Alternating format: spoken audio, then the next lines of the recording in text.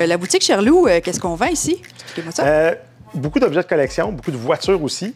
L'article que j'ai en plus grande quantité dans le magasin, ce sont des Hot Wheels. Des Hot Wheels de tous les prix, à partir de 1,96 qui en fait les Hot Wheels les moins chers au Canada. On voit même Walmart. Et aller jusqu'à des voitures qui peuvent aller jusqu'à 50, 60, 100 $. Donc, une grande, vaste choix, je dirais, dans le domaine des Hot Wheels. Sinon, on va aussi dans le domaine des cartes à jouer. Là. On en a de sport, on en a d'autres jeux. Quel jeu qu'on a ici? On a Pokémon, Dragon Ball, Yu-Gi-Oh! Principalement Pokémon. J'ai aussi des cartes de sport, principalement les cartes de hockey, parce que c'était ce qui était le plus demandé. Mais j'ai commencé aussi à avoir des cartes de football. Et d'ici la fin de l'année, j'aurai aussi des cartes de Formule 1, parce qu'il y a beaucoup de choses qui s'en viennent avec la Formule 1 cette année. Donc, ça fait partie de ça. Donc, on a ouvert la boutique un petit peu avant le temps des fêtes 2024. Qu'est-ce qu'il y a de différent aujourd'hui pour faire l'inauguration aujourd'hui en février? Plusieurs choses. La première, c'est que la première itération de la boutique, c'était pour créer un premier contact avec les gens, commencer à se faire connaître un petit peu, parce que c'est mes économies personnelles qui vont dans l'inventaire du magasin.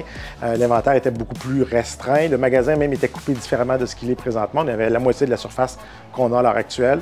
Donc, c'était pour commencer les choses, tenter le pouls un petit peu, parler avec les gens, voir qu'est-ce qu'ils cherchent exactement comme produit, tout ça.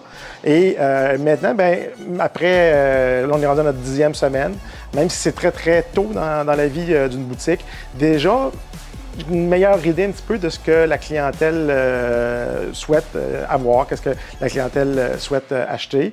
Et aussi, ça nous a donné le temps aussi d'agrandir le magasin, d'être capable d'avoir plus d'espace, plus de produits. Et j'étais rendu à un point où je me disais, bon, je suis prêt à inaugurer, je suis prêt à faire le lancement officiel, je suis prêt à m'exposer davantage au reste du Québec.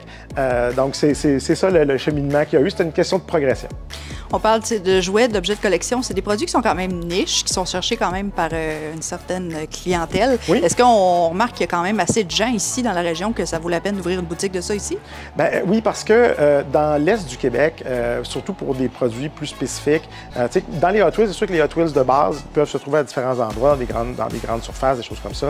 Mais si vous cherchez quelque chose de, ne serait-ce que des autos comme derrière moi qui sont à 3 $, qui sont des années précédentes, ça ne se trouve pas. Les cartes de hockey, c'est extrêmement rare. Les cartes de Pokémon, oui, il va y avoir quelques petites choses, mais des packs plus évolués, je veux dire, ça, il n'y en aura pas.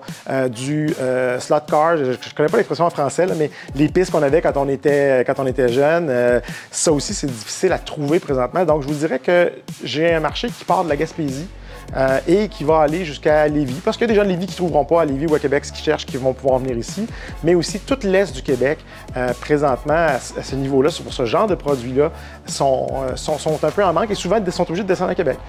Donc, j'ai des gens, par exemple, de Rivière-du-Loup qui sont arrêtés à mon magasin, qui sont des gens qui allaient toujours à Québec avant pour aller chercher cartes de Pokémon, cartes de hockey, Hot Wheels de collection, ce genre de choses-là. Des Legos également, parce qu'on a des Legos aussi.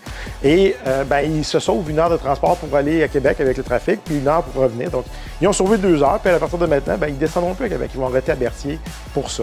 Et donc, puis aussi, il y a beaucoup de gens dans la région aussi qui recherchent ça depuis longtemps, puis qui sont le même phénomène, ils sont obligés d'aller à Québec pour trouver ce qu'ils cherchent.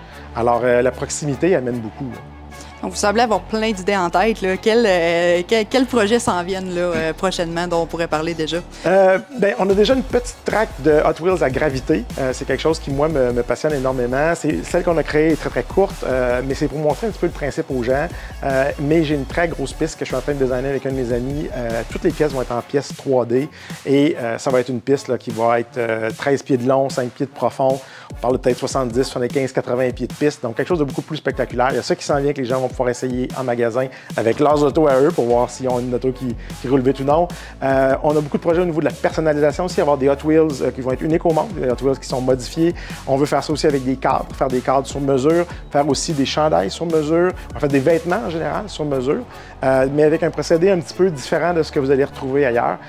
Donc oui, dans les prochains mois, énormément de choses qui s'en viennent. Et on va ouvrir aussi une 3e partie du magasin pour pistes de course, pistes de crawler, pistes de téléguidé, tout ça.